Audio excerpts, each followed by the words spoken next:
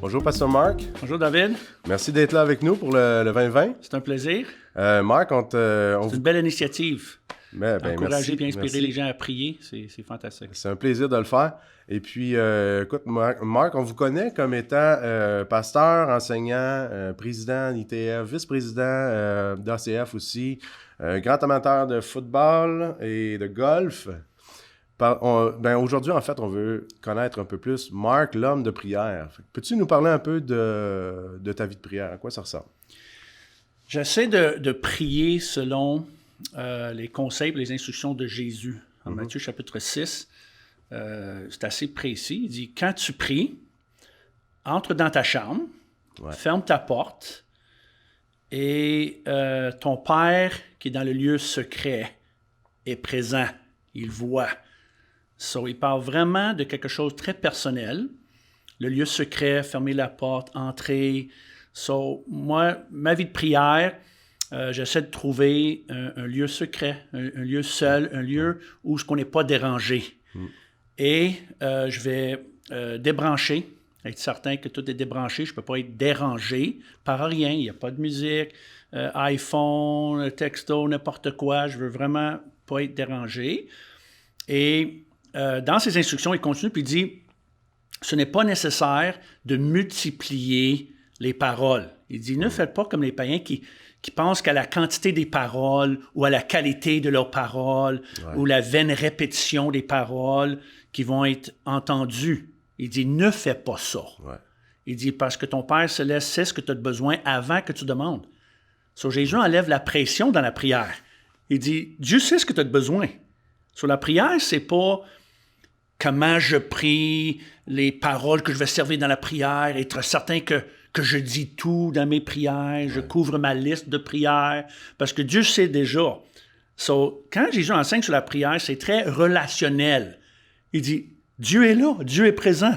Rentre dans la présence de Dieu et sois à l'aise. Et alors, pour moi, la prière, c'est... Je vais aller au bureau, si j'ai le bureau, il n'y a personne au bureau à l'ETF. Ça, c'est un endroit où je peux être à l'aise, personne n'est là, c'est le lieu secret où je peux prier, louer, adorer comme je veux ou à la maison. Mais d'abord, je trouve un lieu où je suis seul et pas dérangé. Et ça peut commencer avec action de grâce, louange, merci pour le privilège de la prière. Alors, juste reconnaître Dieu et le fait que Dieu est là, ça peut être aussi parler en autre langue. L'apôtre Paul parle de parler en autre langue. Parfois, il y a une partie de ça aussi, prier en esprit, puis en autre langue, prier par l'adoration, l'action de grâce, et aussi de prier quelquefois qu'est-ce qui presse sur mon cœur. Vous savez, selon moi, la vaine répétition, selon moi, c'est quand on pense qu'il faut faire une liste de prières.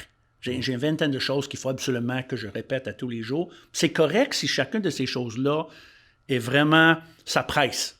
C'est pas juste la répétition, non, c'est quelque chose sur mon cœur. J'essaie de prier sur ce moment-là, là, c'est quoi qui presse, ça? C'est quoi les fardeaux? C'est quoi mon fardeau de prière? Où est-ce que j'ai besoin d'aide, là? Tu sais? Je peux rendre grâce pour des choses de la semaine passée, mais avec la journée ou la semaine qui est devant moi, bien, qu'est-ce que j'ai besoin? Mais il faut que ça soit quelque chose d'urgent, quelque chose qui pèse sur mon cœur. Sinon, ça devient la vaine répétition. Et surtout, je vais prier la parole de Dieu. Et ça, je recommande pour tout le monde. Moi, je ne prie pas sans avoir la Bible entre mes mains, d'une façon de parler. Et je vais commencer à lire. J'ai une forme de lecture que je fais dans la Bible. Je divise la Bible en 5 divisions, de l'Ancien Testament et le Nouveau Testament, pour que je peux lire un peu partout dans les différentes sections, pour commencer avec Genèse 1, puis terminer avec fin Apocalypse. Là. Et je lis la Bible, puis je prie la Bible. Ça veut dire que je vais prier les choses que je lis. Et comme ça, ça m'efforce à prier des choses que je n'aurais pas pensé à prier. Des fois, la prière, c'est une action de grâce, c'est une intercession, c'est une repentance. Parce que je me vois dans quelque chose qui est là, puis je dis, Seigneur, sauve-moi de ça, aide-moi à faire mieux. C'est des corrections, des avertissements. Alors, ça m'efforce à prier des choses que je n'aurais pas normalement priées, peut-être. Et en plus, ça me dirige dans différentes formes de prière. Et en plus, je prie la Bible. On ne peut pas se tromper. On prie vraiment selon la volonté de Dieu. So, ma prière est nourrie par la parole de Dieu. Et quand on fait ça, c'est moins ennuyant. Je pense, David, qu'une des raisons pour que les gens ne prient pas, c'est parce qu'ils s'ennuient, ils trouvent ça plate. Ils disent, c'est toujours les mêmes affaires, je dis les mêmes choses, je répète les mêmes listes de prières, j'ai le même format. Ouais. So, ils vont peut-être faire une petite lecture dans la Bible, puis après ça, ils vont prier à leur manière, mais moi, je prie la Bible. Okay. So, je ne sais pas, quand moi, je rentre dans un lieu de prière, je ne sais pas quelle direction que ça va prendre. D'avance, non, pas du tout, parce que c'est la Bible qui va me conduire dans la prière. Ouais. Puis si quelqu'un dit, oui, mais as-tu fait ta liste de prières? Well, Jésus, il nous enseigne de ne pas faire la liste de prières. Il dit, c'est correct, le Seigneur sait ce que tu as besoin avant que tu demandes. So, c'est correct de faire une liste. Il y a certaines personnes peut-être pour lesquelles on prie ou certaines choses, mais il ne faut pas s'inquiéter. La prière, c'est relationnel. Ouais. Et c'est pas comme si on donne un temps à Dieu, que ce soit 15 minutes, 20 minutes, 30 minutes, 1 heure, ça, c'est consacré à Dieu. Puis moi, je ne sors pas de ce lieu avant, disons, mettons 30 minutes si on veut, ou 1 heure. Moi, j'essaie de donner 1 heure, là, mais commence où est-ce qu'il faut commencer? 15 minutes, 10 minutes, 30 minutes. Mais disons, ce 30 minutes-là est consacré à Dieu. C'est tout. Je ne sors pas avant 30 minutes. Mais la direction puis le contenu de ça va être très fluide, inspiré par le Saint-Esprit et la parole de Dieu. Et si je sors de mon temps de prière et j'ai oublié de prier pour une telle ou une autre chose ou quelque chose que j'ai un projet, c'est pas grave. Ouais. C'est relationnel. J'ai développé une relation avec le Seigneur. So, moi, je comprends, quand on sait exactement ce qui va prendre place puis qu'est-ce qu'on va dire dans un temps de prière, je comprends pourquoi les gens ne prient pas. Parce qu'eux, ils s'ennuient, puis Dieu s'ennuie aussi. Tu comprends? Toi, tu trouves ça plate, Dieu trouve ça plate aussi. Tu comprends? Il ne veut pas entendre les mêmes affaires à tous les jours. Hein? Quand moi, je me réveille le matin, là, ça fait 35 ans que je suis marié, quand je me réveille le matin puis je parle avec mon épouse, là, c'est pas toujours la même chose que je dis à chaque matin, à chaque jour. C'est fluide, c'est relationnel, ça dépend de la journée, ça dépend... C'est une interaction. Well, avec Dieu, c'est la même chose. Il faut que ça soit relationnel, il faut que ça soit fluide, il faut que ça soit dynamique. Ouais. Hein? Une des raisons pourquoi on aime le sport. Tu as dit que je suis un amateur de football. C'est vrai, j'aime le football américain. L'équipe préférée de Dieu, c'est les Steelers de Pittsburgh. Prenez note de tout ça. De ça. Mais une des raisons pourquoi on aime le sport, que ce soit football, hockey, le foot, n'importe quoi, on aime le sport parce qu'on ne sait pas qu'est-ce qui va arriver. Hein? Ça va être le Super Bowl bientôt, là. Ouais. Hein? Le grand match de le championnat de football américain, 2 très bonnes équipes. Mais qu'est-ce qui nous intrigue? C'est parce qu'on ne sait pas. On ne sait pas qu'est-ce qui va arriver. Ouais, si on connaissait tous le dénouement, on ne l'écouterait pas. Exact. Hein? Ouais. C'est pour ça que c'est plus ennuyant quand on sait c'est quoi. C'est pour ça que quand on va enregistrer un sport, on dit « Dis-moi pas le score, je ne veux pas savoir parce que dès qu'on sait comment que ça va se dérouler, ça enlève un peu, c'est moins intriguant, moins intéressant. Ouais. C'est la même chose pour la prière. Si on rentre dans un lieu de prière, puis on sait exactement la même routine, de la même façon, de la même parole à chaque fois, c'est sûr qu'on s'ennuie. Mais Jésus, il dit, ne fais pas ça. Il dit, ne répète pas les mêmes. Parce que ton Père est là dans le lieu secret. Il dit, il sait ce que tu as besoin. So, focalise plus sur développer la relation avec Dieu. Et si tu as des prières que tu répètes, c'est parce que ça presse sur ton cœur. C'est pas la vaine répétition. Genre une liste de prières. Ouais. So, moi, d'incorporer la Bible dans ma vie de prière, non seulement que ça nourrit ma vie de prière, puis ça me dirige, puis je ne sais pas quelle direction exactement que ça va prendre, mais en même temps, j'intègre la parole de Dieu dans mon cœur. Je peux vraiment dire ce que j'ai lu ce matin. Là. Je ne l'ai pas oublié parce que je l'ai prié. So, en même temps, la Bible, la parole de Dieu, est intégrée en moi. Parce que quand on lit un passage, puis on réfléchit sur le passage, puis on prie le passage, au lieu de juste faire notre lecture, OK, j'ai fait ma lecture quotidienne pour lire la Bible dans 1 an. Nulle part dans la Bible, ça dit qu'il faut lire la Bible dans 1 an. Il faut lire la Bible comme il faut. Mais des fois, les gens disent, j'ai une structure de lecture, puis il faut absolument faire ma lecture, puis après ça, mes prières. C'est pas faire ta lecture, puis faire tes prières. C'est rentrer dans la présence de Dieu. Puis développe une relation biblique, spirituelle dans la prière. Ça, c'est un peu la manière comme moi je prie. OK. Merci beaucoup. C'est super instructif. En tant que professeur aussi à ITF, vous avez donné un cours cette semaine, puis j'assistais à ce cours-là, puis ça m'a marqué. On parlait de la soteriologie et tout ça, puis il y avait un point là-dedans qui était la repentance. Puis vous avez amené le point que notre vie, la façon qu'on vit, doit être à la mesure du sacrifice de Jésus à la croix. Mm-hmm. Et puis vous parliez aussi du fait que quand on demande pardon, ça revient un peu au point de répétition. Mm-hmm. Ça sert à rien de répéter, puis d'essayer de convaincre Jésus de nous pardonner. Il l'a déjà fait à la croix. Donc, ce que vous disiez, c'était que la mort de Jésus à la croix, c'est un acte, c'était une transaction qui était légale et non sentimentale. Je ne sais pas si vous pourriez élaborer un petit peu sur ce point-là, parce que il y a des points super précieux là-dedans dans ce que vous avez enseigné, puis je pense que ça peut être super bénéfique pour plein de monde de l'entendre. Quand on pense à la croix, l'expiation, on appelle ça. Ouais. Le sacrifice de Jésus, puis on voit la souffrance, le sacrifice, l'amour de Dieu, le sang de Jésus, tout ce que Jésus a souffert pour nous. Well, il y a deux choses. D'abord, une de mes prières, quand je pense à ça, c'est « Seigneur, aide-moi à marcher digne de ton sacrifice. » Aide-moi à marcher à la lumière de ce que tu as fait. Digne de cette offrande, de ce don-là. Ouais. Sauf qu'on peut toujours marcher d'une manière reconnaissante, puis dire, Seigneur, je veux te glorifier, pas par force, obligation, crainte, menace, mais par reconnaissance pour le sacrifice que tu as fait, numéro 1. Mais en deuxième, ça nous donne la confiance dans la prière. Parce que 1 Jean 1,9, ça dit, si tu confesses tes péchés, Dieu est fidèle et juste pour te pardonner. Ouais. So, c'est pas sentimental. C'est pas par compassion ou émotion ou sentimentalité que Dieu dit, ben correct, je vais te pardonner cette fois ici. Non, c'est une transaction légale. Le prix a été payé. So, c'est la justice de Dieu qui nous pardonne. Ouais. Et ça nous donne confiance parce que parfois les gens pensent que la prière, c'est de convaincre Dieu de faire quelque chose qu'il ne veut pas faire. Tu sais, je vais le convaincre Dieu de me bénir. Je vais convaincre Dieu de m'aimer. Je vais convaincre Dieu de me pardonner. Il va voir que je suis sérieux cette fois-ci. Je vais pleurer, je vais être intense, je vais être sérieux, je vais jeûner, je vais souffrir. Il y avait tout ce mouvement-là de mortification. Ouais. Hein? Un mouvement là, de gens qui souffraient pour gagner la faveur de Dieu. On va coucher sur un lit de clous, on va se flageller, on va souffrir, on va se donner la misère pour gagner la faveur de Dieu, pour que Dieu voit qu'on est sérieux dans notre repentance.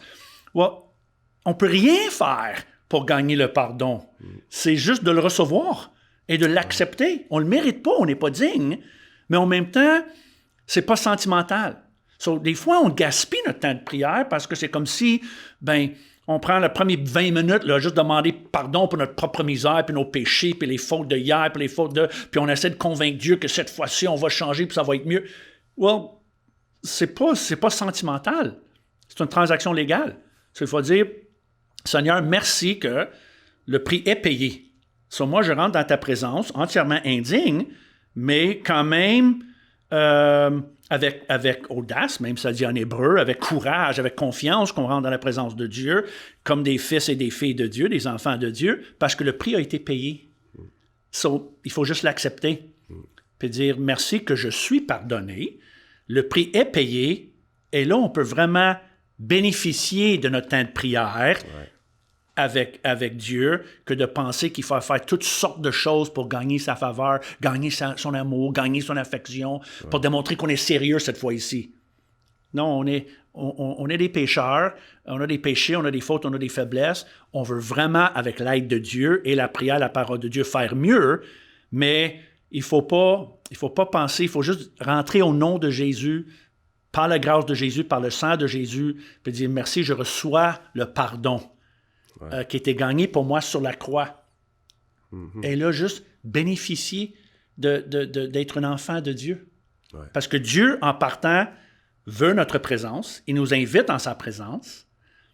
Il veut passer du temps avec nous et il veut nous aider. Il veut nous bénir. Il veut répondre à nos prières. Il veut. C'est pas de le convaincre de le faire. Il veut. Ouais. Fait que c'est pas une question de plus se repentir, mais c'est de le faire autrement. De le faire d'une autre façon qu'on est... Oui, oui, exact. Parce que la repentance, ça fait partie de la vie, ça. La repentance, c'est pas juste quelque chose qu'on fait une fois dans la vie. La repentance, c'est quotidienne, dans le sens que c'est pas...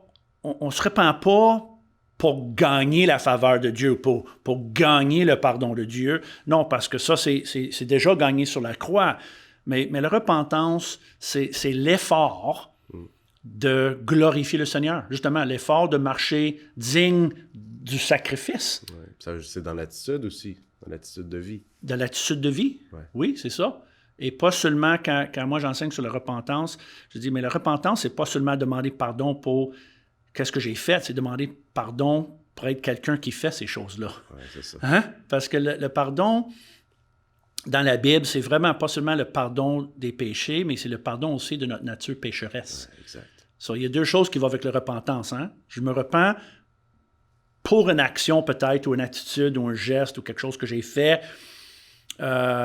qui n'était pas correct, et pour lequel j'ai le regret pour, mais c'est en même temps pour dire, ben pourquoi je fais ça? C'est plus profond. So, moi, dans un temps de prière, je peux dire, ben pourquoi? C'est quoi dans ma nature? Qu'est-ce qu'il faut changer en moi? So, c'est plus que l'action, c'est moi. Ouais. Pourquoi que je fais ça? Il faut aller plus profond, puis demander, le Seigneur peut faire une œuvre profonde dans notre cœur, notre nature même. Vous savez, on n'est pas à accepter, ben, ça c'est moi, ça, puis je suis comme ça, puis mon père était comme ça, ou ma mère était comme ça, puis ça fait partie de ma famille, puis ça c'est dans mon ADN, puis on va toujours être... Non, c'est pas vrai ça.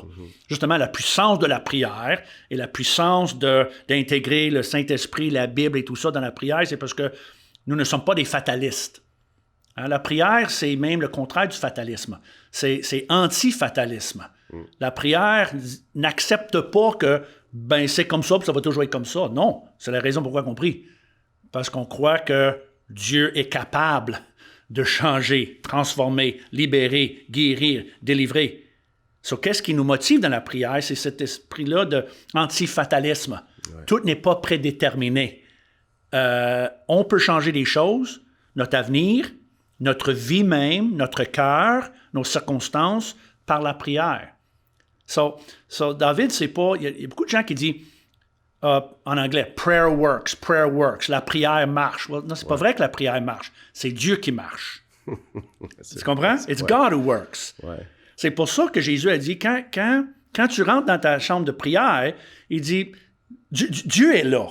C'est pas nos prières qui sont efficaces, c'est à qui on prie qui est efficace.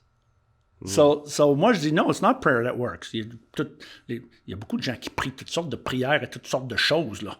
Ils vont prier la nature, la lune, la mer, les esprits dans le feu, n'importe quoi. La prière, là, il y a bien des gens qui prient. Mais c'est pas la prière qui marche. C'est à qui qu'on prie. So, Jésus, quand il enseigne sur la prière, il dit, il faut se connecter avec Dieu. Parce que c'est pas tes vaines paroles puis tes répétitions qui marchent là. C'est Dieu qui marche. So, moi, je vois la prière comme développer et cultiver ma relation avec celui qui marche, celui qui est capable. Yes. Et je ne me fie pas sur la qualité ni la quantité de mes paroles. Si je dis de la bonne façon, de la bonne manière, mais là, ça va déclencher une puissance. Ça, c'est le voodoo, ça. Ça, c'est pas la prière. OK? C'est pas, it's not a magic formula. OK? Répète ces paroles-là, puis tout d'un coup, la puissance de Dieu va... Non, Dieu est vivant. Père, Fils, Saint-Esprit, c'est fluide, c'est dynamique, c'est relationnel. So, moi, je sais que peu importe mes prières, que c'est des bonnes prières, des prières faibles, dites de la bonne manière, exprimées comme il faut, assez émotionnelles, intenses, c'est pas ça. Parce que c'est pas mes prières qui marchent, c'est Dieu qui marche. Amen. So, moi, j'essaie de trouver... Moi, je vois la prière comme une connexion avec Dieu, une connexion avec le divin. Cultiver ma relation avec Dieu, parce que si j'ai Dieu avec moi, ben, I'm gonna be okay. Ça va être correct. Sur la prière, j'enlève la pression de mes paroles dans la prière. Je dis, mais Dieu, je te donne 60 minutes pour toi. Là. Je ne sais pas comment que ça va aller, comment ça va terminer, exactement ce qu'on va dire, mais par ton esprit, ta présence et ta parole, on va passer un bon moment ensemble. Nice.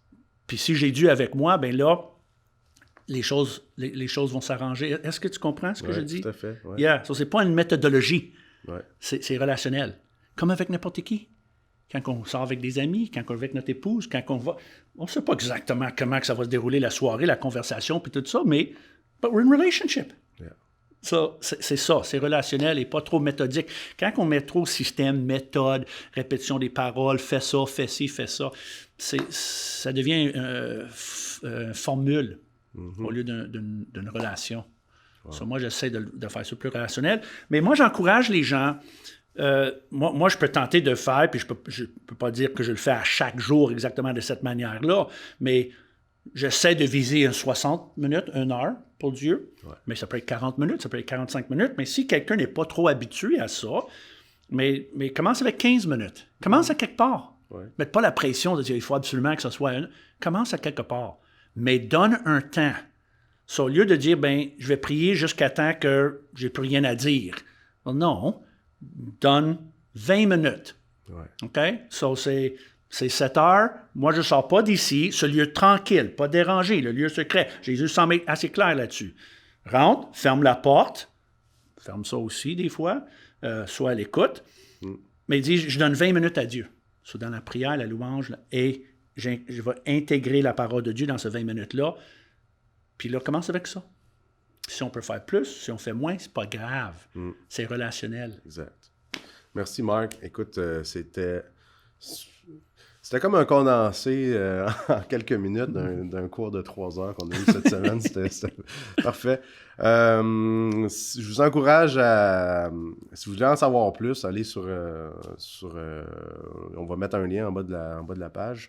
Si vous voulez vous inscrire à ITF, moi j'encourage tout le monde. Ça a été une super décision, moi, que j'ai prise de le faire. On est heureux d'avoir comme étudiant à l'ITF. Je suis très heureux d'être là avec vous dans nos cours. Puis, c'est ça. C'est des cours tellement bénéfique. Des cours bibliques, des cours en théologie, en leadership, accrédités. Mais il y a des personnes qui peuvent prendre ça comme auditeur, auditrice, ou qu'ils n'ont pas la pression des travaux, les examens, mais ils peuvent bénéficier de l'enseignement biblique, théologique qui peut les faire du bien. Ouais. Merci encore, Marc, d'avoir été avec nous. Puis, ça fait plaisir. Merci. On se revoit mardi prochain.